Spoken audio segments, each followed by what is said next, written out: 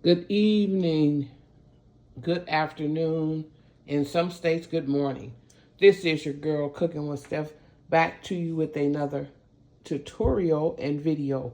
What I have here in front of me is what they could call the Holy Trinity, which is the bell pepper, onion, and whatever green of your choice. However, I chose to use red bell pepper, yellow bell pepper, white onion, and some fresh garlic. Okay, let's move on over here to this stove. Over here, I have some fresh frozen, come on, baby, corn on the cob, and I have those seasoned pork chops getting ready to go in the oven. This pan right here will be in the broiler part because I want a nice crisp. I want them cooked quickly and I want them to be roasted and toasted. Those are seasoned with the seasonings that you see here behind me. Those are the seasonings that I use for those center cut pork chops. Okay, so on this corn, I'm simply just going to go in and add a pinch of kosher salt. Okay, so we're gonna put a pinch of kosher salt. That's my kosher salt. So we're just gonna put a pinch of that right in with our sweet corn. Spirit say, sprinkle me. So I have sprinkled that pot with kosher salt. That's enough of it. So, like I said, have the oven preheated to 350 degrees. We're getting ready to go ahead on and add our vegetables. We're gonna go ahead and we're gonna add our vegetables to our pots. Okay. So I'm just gonna go in with a handful of peppers. And we're just gonna place it evenly all around. Make sure that each piece receive the same amount of pepper and color. Okay, about that much. Then we're gonna go back over here to the vegetables and we are going to go ahead and we're going to add in our fresh garlic. Why now? Because that we want that garlic to meet on top of the meat.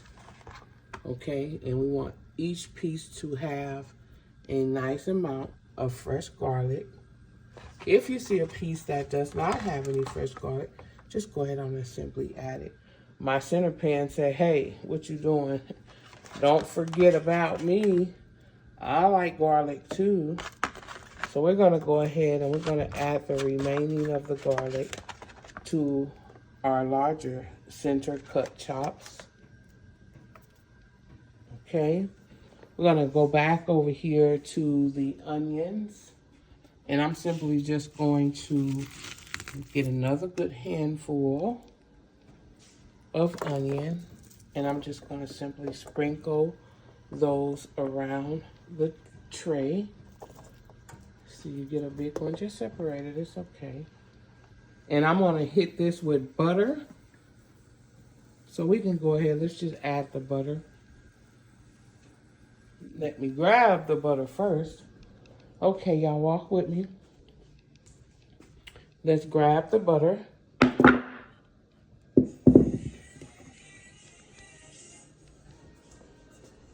Okay, so while I have the butter, let's go ahead on and add it also to our corn. Okay, so I'm gonna add the butter to my pork chop. And that should be enough. We're gonna break that part in half.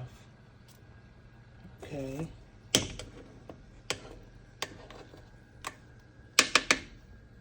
Now that's gonna take care of all 3 of these center cut chops. Okay, now let's go ahead and let's get a fresh fork and let's add our butter for our corn. Okay.